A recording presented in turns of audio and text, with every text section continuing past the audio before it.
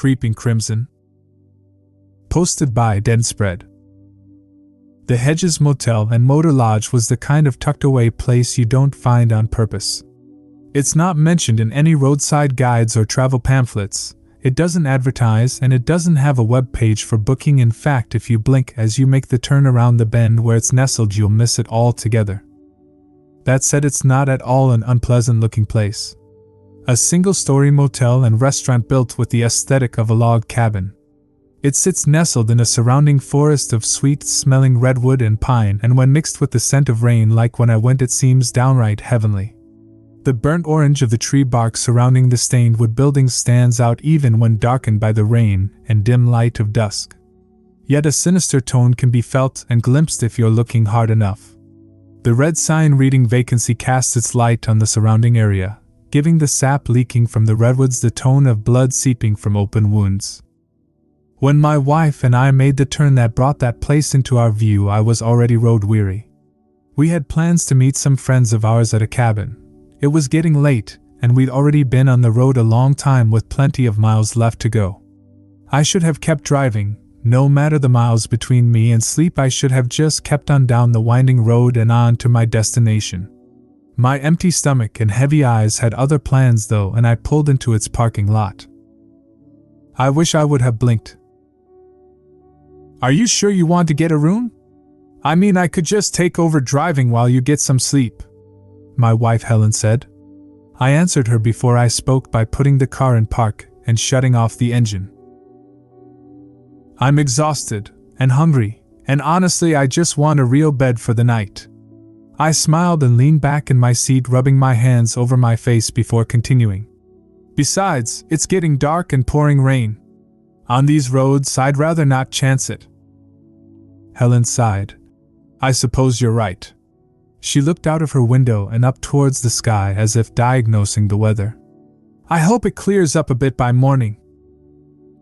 A quick flash of lightning filled the air and thunder rolled above our heads.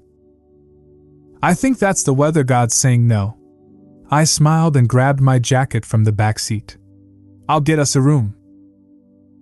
I shook the rain from my jacket and stepped into the lobby. A portly older man behind the counter looked up from his portable television to greet me with a cheery smile. He groaned as he got to his feet and composed himself by straightening his flannel shirt and running his fingers through his thin silver hair before speaking. "Good evening, young fella." He dropped his hands to the counter and leaned forwards towards me as I approached. "What can I do you for?" "Hey there, I'm gonna need a room for two for the night." I smiled back and took in the decor. A fireplace burned in the other corner of the room, and everything still had that log cabin charm inside. I could smell brewing coffee, and that added to the warmth of the place. "Sign in here." The old man plopped a huge register down on the counter and held a pen out towards me. The ledger was full of names, but only two above mine had the same date. "Busy night?" I asked, half joking and hoping the jovial tone came across in my tired voice. "Couple others, a family with a couple of kids and them other fellas." He looked past my shoulder like he was looking for someone as I leaned down to sign. "Tween you and me, I think them other two might be a little light in the loafers, if you catch my meaning," he whispered and met my eyes with a slow nod. I chuckled, a bit caught off guard by his antiquated turn of phrase. He stood up straight, looked over my shoulder again, and then limply flicked his wrist down as if to further explain. His eyes flicked around the lobby as if he were going to be caught making his gesture, and a hint of worry crept up behind the otherwise cheery face. "Yeah." I handed him back the pen as I finished writing my name. "How's the coffee in your restaurant?" "Better than what we got here in the lobby, I'll tell you that much."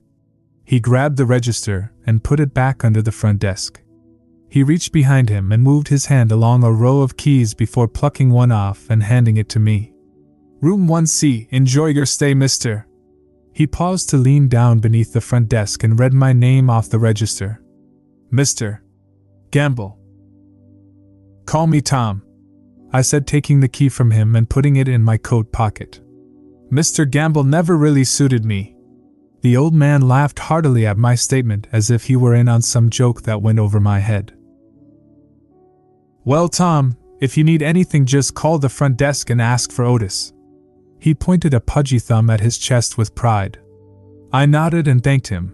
As I headed back out into the rain, I looked back only once and saw him return to his seat and watching his little TV with a satisfied smile. After dropping our things off in the room, my wife and went to the restaurant. It was little more than a dining counter being worked by one man who served as both waiter and cook, but it would do. As we took our seats, we saw the family Otis had mentioned a little further down the counter. The father, a man in his late 30s wearing a polo shirt and board shorts during a thunderstorm, nodded to me as we sat down. His daughter was running around with her arms outstretched, making plain sounds as her parents focused on their cheeseburgers. She's adorable. Helen put her hand on my shoulder and looked over at the little girl with a smile. The girl noticed and became suddenly shy, hiding behind her mother's legs. Helen waved at her anyway and took a seat next to me as I looked over the laminated menu. Sorry, she's shy. The girl's mother chimed in with a soft voice. She too was in her late 30s and far more appropriately dressed for the weather in a heavy jacket and jeans. Say hi to the lady, Lady Beans. Lady Beans poked her head out briefly from behind her mother's legs and waved before retreating. It was an act so adorable that even in my tired and half-starved state it made me smile. Hi, sweetheart, Helen said, looking across me at the little girl before switching her attention back to the mother. How old is she? Lydia is 6. She looked down at her daughter as she spoke. The little girl stuck her head out again, realizing that she was now the focus of the adults' attention. And a half, she chimed in. And a smart aleck, sit down and eat your grilled cheese, Lady Beans. Daddy Board Shorts chimed in. How you folks doing tonight? A gruff voice suddenly came from in front of us, and I looked up to see a gaunt bearded man in a greasy apron now standing there as if by magic. What can I get you? Coffee, and a burger is fine. Hun? I tapped Helen on the shoulder, and she broke her gaze from the little girl long enough to react. Oh, I'll just have the same. You got it. The cook shuffled back into the kitchen just as the family was finishing up their food. My wife and I said goodnight to them as they passed, and they wished the same to us. The daughter Lydia turned around as she stepped out the door and waved goodbye to us before throwing on the hood of her jacket and extending her arms out like a plane's wings once again as she ran into the rain with her parents. After dinner we headed back to the room. I took a nice long shower and Helen lay back on the bed clicking through the channels. When my shower was over and I was getting dressed, I noticed that I could hear the family from the restaurant talking in the next room pretty clearly too, considering they were talking at normal volume. Can you believe how thin these walls are? I said to Helen as I stepped out of the bathroom in a cloud of steam. I know, right? Her eyes looked behind me, noticing how fogged up the bathroom was. Jesus, did you take a shower or create a sauna? There's no vent in there, no window either. I tossed my towel and rummaged through my bag for my cigarettes and lighter. Guess we're going to have to skip the sex tonight. What does a bathroom window have to do with that? She said with a confused laugh. No, you goofball, because of the walls. I found my cigarettes and Zippo finally and zipped my bag up. I turned towards my wife with a smile and held them up in offering. No, I don't feel like getting up. She splayed out, taking up as much of the bed as possible, and closed her eyes. Hurry back though, sex is still on the table, we just have to be really, deathly quiet. Maybe they sleep with earplugs? I said. I heard my wife laugh as I stepped out beneath the overhang in front of the line of rooms and closed the door behind me. Paper thin these walls are. No shit, I agreed. My wife and I were just saying the same thing. It's nuts. Why do you think they stuck us all together like this? I mean, we have to be the only 3 rooms booked. Why would they put us all right next to each other? I dunno. I twirled the cigarette in my hand while I thought. Maybe it's easier for the cleaning service. No one around here looked too spry. Yeah, maybe. He trailed off, clearly thinking deeper about it. My name is David, by the way. I'm Tom. I shook his hand and finished my cigarette. Hey, I found a good movie playing. I heard someone call from down the walkway. I looked to see a man peeking his head out of David's room. Did you get the ice?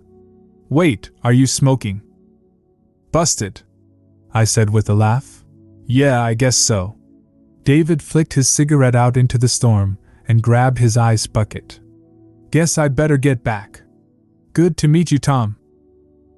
You too, I responded, rising from my chair. David ran off to his room and I could hear his boyfriend on his case before he even reached the door. I hadn't been asleep an hour when I woke to the sound of a PA system kicking on with a screech. Our bearings, the chanting started. It droned out of some unseen speaker and filled the room. His speaking them was low and weighty, drawing out each sound as it was made. What the fuck is that? I could hear the family next door waking up too. The voice echoed from their room as well, and I realized Daddy Board Shorts was doing exactly what I was doing, only with more expletives. I looked over at Helen, who had already picked up the phone and had it to her ear. Shit! There's no dial tone. She slammed the receiver down and got out of bed, rushing over to her purse while I continued to hunt for where the sound was coming from. It was reverberating around the room, making it hard to track down. I went to flick on a light to help in the search, but nothing happened. Are you kidding me? The power is out too! I slid my jeans on and got ready to storm to the front desk to ask cheery Mr. Otis exactly what the fuck was going on. No cell phone signal either. Helen held her phone up to me as if I wouldn't believe her. I could hear Daddy Board Shorts next door slamming against something, an expletive following each hit. Further down I could hear David or his partner yelling something I couldn't make out. Stay here, I'm going to find out what the fuck is going on. I reached for the knob but it wouldn't turn. I shouldered against the door but it felt sealed shut. It was like slamming against a brick wall. What are you doing? Helen came to my side, watched me press pointlessly against the door. It's locked, it's fucking locked. I gave up and stepped away from the door, frustrated. What do you mean it's locked? How is it locked? Helen started to check for herself and I didn't bother to stop her. I mean locked, from the outside or something. It won't fucking open. Well, grab the key. There is no keyhole on the inside of the door, Helen. I turned the lock and the deadbolt already. The thing isn't budging. I flipped over a chair, even more frustrated. You guys are locked in too?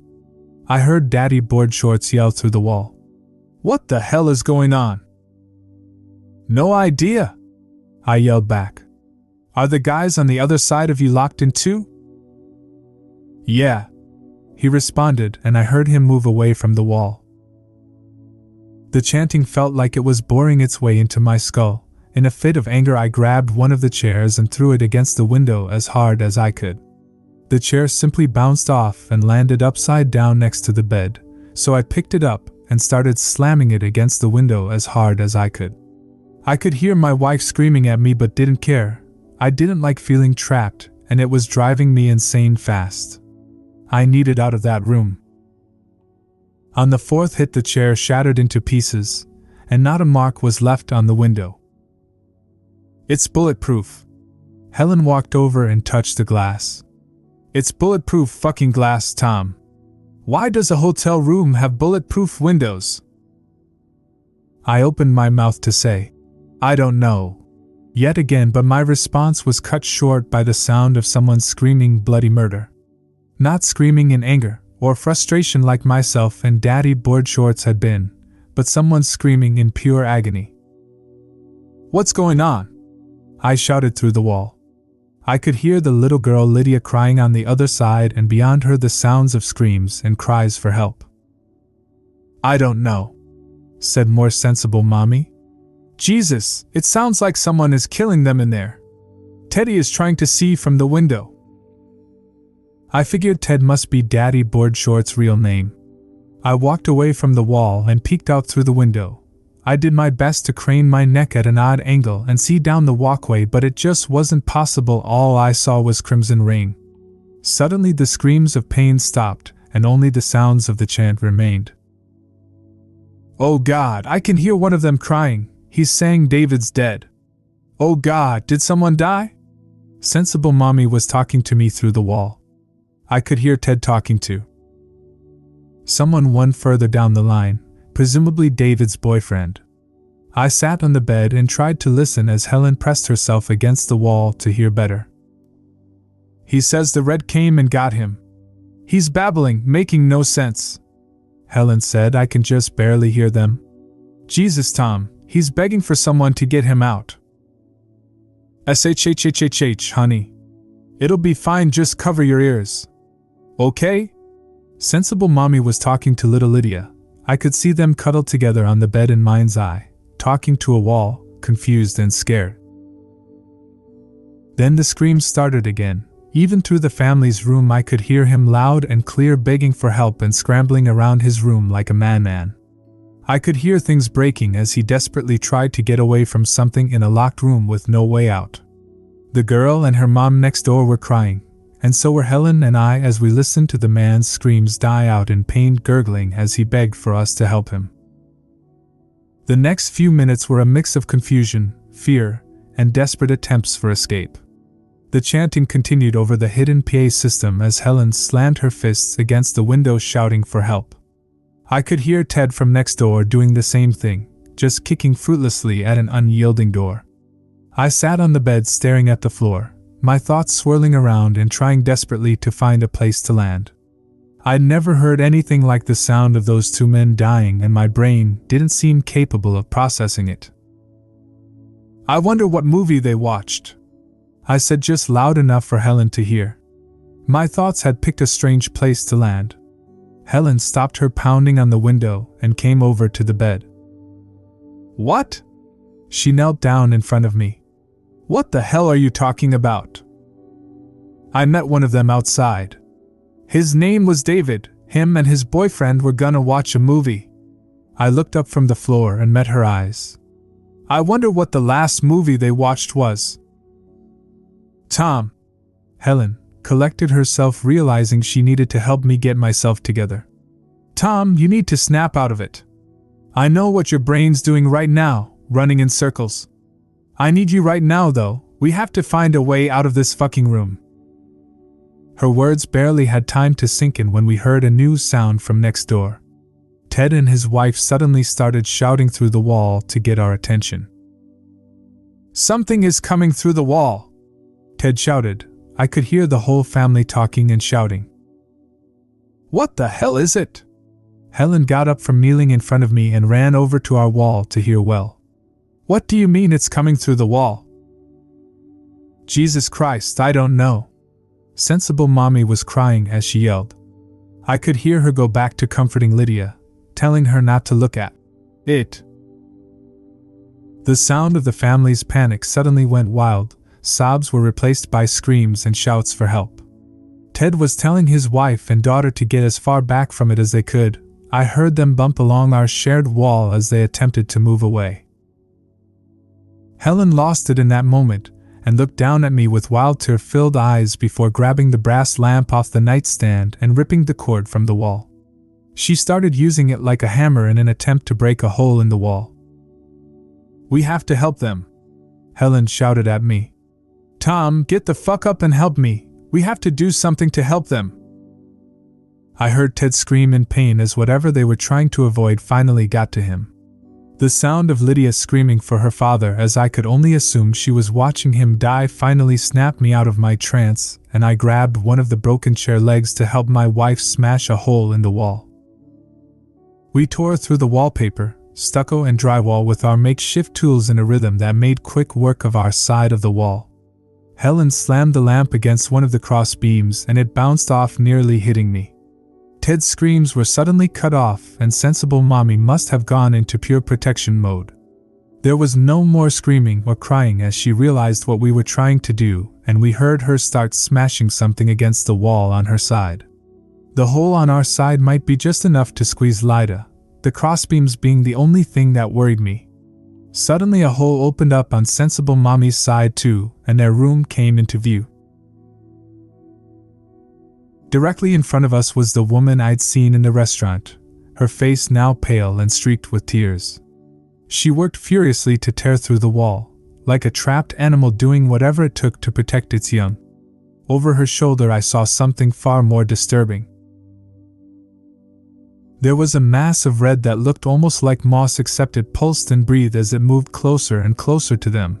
It had covered most of their room, and I could tell they didn't have anywhere to go but through. Offshoots like vines shot out, groping blindly and sticking to whatever they touched as it crept closer.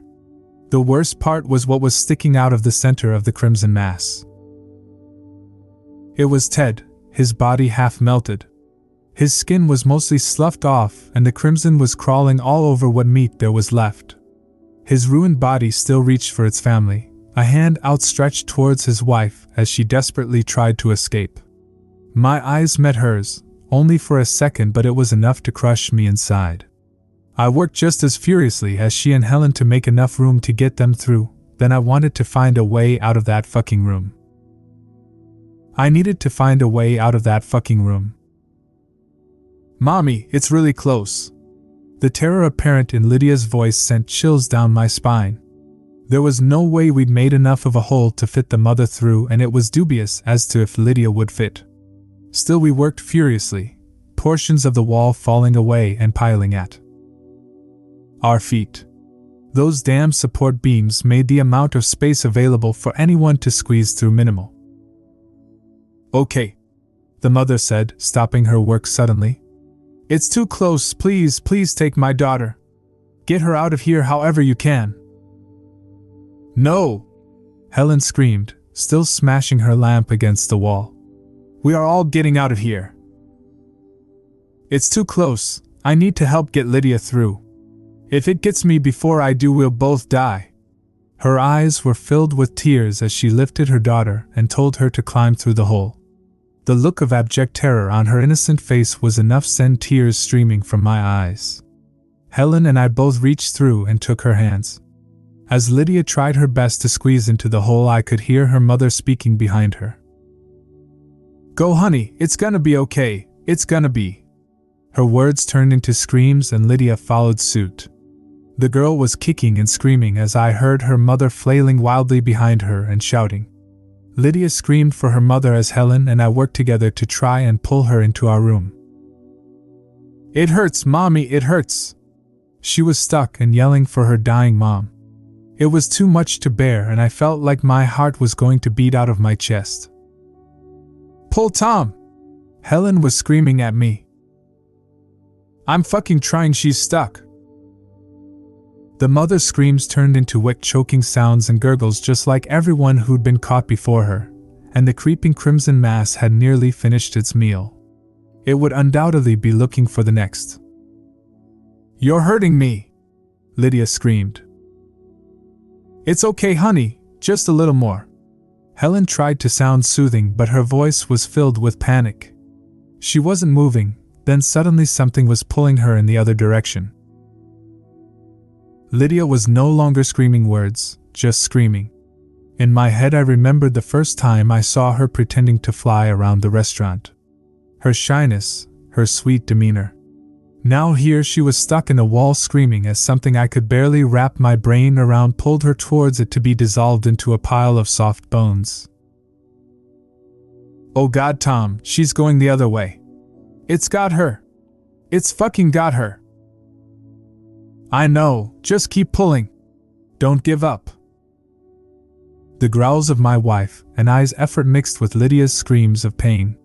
Suddenly the girl came free and we all fell backwards onto the floor. I looked up first and was shocked into silence by what I saw made all the worse in the dim red light that shone through window. "You're going to be okay, honey, you're going to be okay." Helen hadn't looked up yet, and she hadn't noticed the girl was no longer crying or screaming. I tried to tell her, as she lay there with her arms wrapped around the little girl's body, but the words were stuck in my throat. When Helen finally sat up and opened her eyes, she looked down, and saw what had caused me to freeze in my spot on the floor in horror. Lydia's lower half was gone, and patches of crimson tendrils were stuck to what was left. Helen's screams and tears came far more freely than my own. We both staggered against the far wall as the tendrils consumed what was left of Lydia's body. I turned away, unable to watch what was happening. My mind tried to focus on something else other than the sound of her body dissolving less than 2 feet away from me. I scanned the room for anything that could help us get out, anything at all. The chanting was making it hard to focus. It felt with each loop it got just a tiny bit louder, and at this point it was like being at a shitty rock concert. "It's coming through the wall!" Helen gripped my shoulder and twisted me to see the slime pouring through the hole we'd made and the vine-like tendrils reaching through and sticking to the wall with an audible thwack. I returned to scanning the room, and as soon as my eyes landed on Helen's hairspray I felt a click in my brain. I hunted around in my pockets for my cigarette lighter, and once I felt it in my palm I grabbed Helen by the wrist and drug her with me to grab the spray can. "I hope this works like in the fucking movies." My palms were sweaty as I pulled the lighter from my pocket, and when I flicked it I thought it was going to fly out of my hand. It took 2 tries for the spark to become a flame, but once it was there I aimed the hairspray can behind it and walked towards the spreading mass of red hell. I pressed down, and the stream of hairspray caught the flames, sending a jet of fire forward. But the range was short, and it didn't touch any of the thing that was starting to cover the whole wall between us and our former neighbors. I started to walk closer, and Helen, who'd been gripping my arm like a vice, suddenly let go and started rummaging through my bag. I got within range of the thing and tried again to douse it in flame. This attempt was more successful. I watched as the fire licked against the wall, burning away the wallpaper and searing the spreading red mass to a charred black. In the dim, orange glow of my makeshift flamethrower, a small smile must have crossed my face as my heart filled with a feeling of justice, no matter how small. It was quickly replaced with fear as the thing made a sound. It screamed. Not like a human being would scream, mind you. It was more ethereal. It echoed what sounded like 1,000 voices through the walls and made it seem like it was all around us. It even drowned out the horrid chanting. I nearly dropped my makeshift weapon to cover my ears but managed to endure. Helen, on the other hand, stopped her search and clapped her hands over her ears to protect them from the hideous noise. "Keep going!" she screamed. "Get closer to the door." I watched her take her hands off her ears and grit her teeth as she returned to tearing through my luggage looking for something. I looked back to see the wall in flames, but tendrils still spread out. They had started to cover the floor in that disgusting pulsing moss. I pressed down the aerosol can again and started to cover as much of it as I could in fire. The screaming sound continued, and Helen and I did our best to press through it. I had to step over what was left of Lydia to get to the other side and next to the door. I pointed the flame down and burned the now gorging mass of tendrils and moss that had covered her. I apologized under my breath as I backed up closer to the door. Helen suddenly raised her hand up, and in it I saw a yellow canister of lighter fluid, the stuff I used to refill my Zippo. She ran over to me and started squirting the flames on the bed and wall. The burn brighter for a few seconds as the room started to fill with a horrid stench. I then realized we were stuck in a burning room as my eyes started to sting from the smoke that rose up all around us. "The door!" Helen shouted as if trying to explain how we were going to get out. She sprayed the door down with lighter fluid, as much as was left in the canister.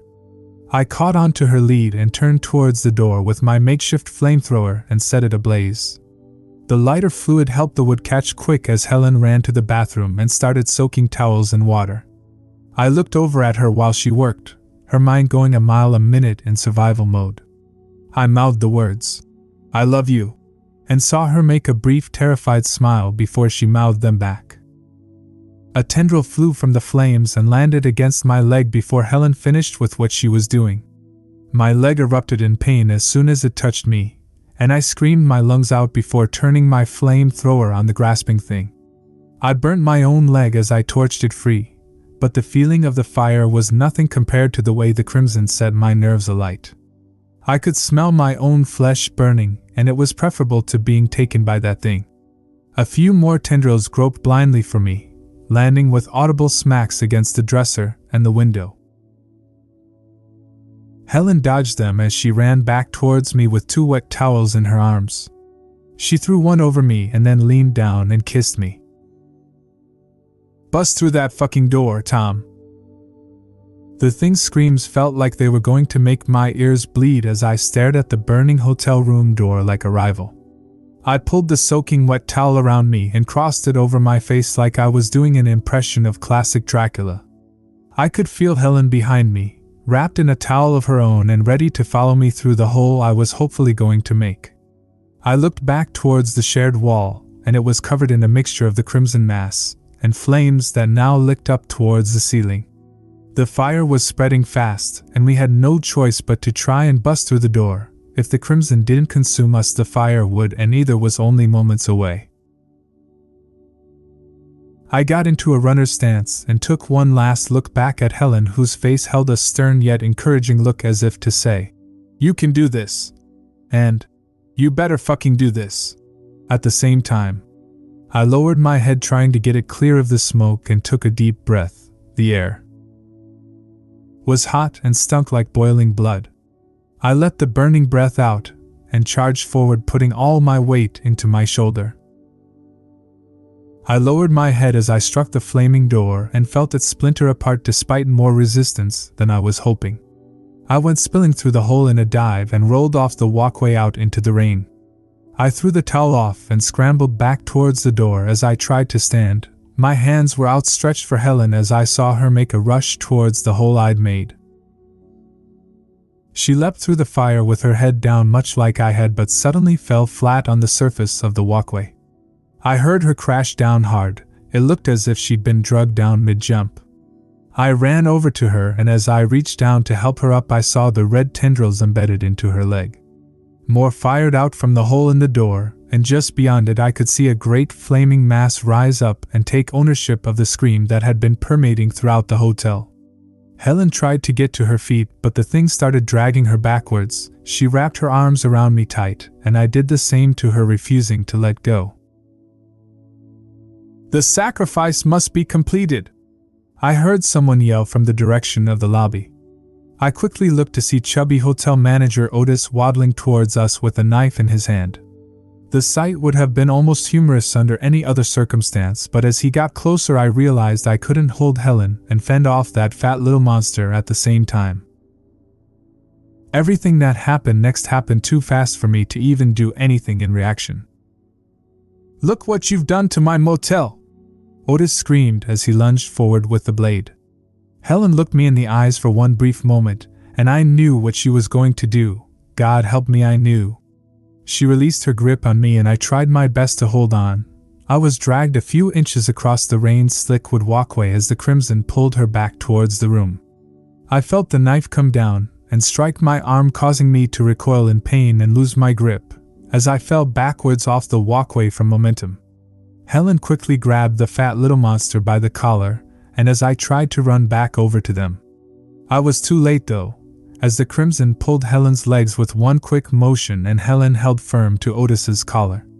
I reached out for her as I watched them both vanish into the flames of the room. I could hear Otis screaming in sheer and absolute pain as the thing devoured him, or the fire burned him. I'm not sure which. My wife, on the other hand, my strong wife, my beautiful Helen, didn't scream. The creature howled in either triumph or pain as the room started to collapse down around it.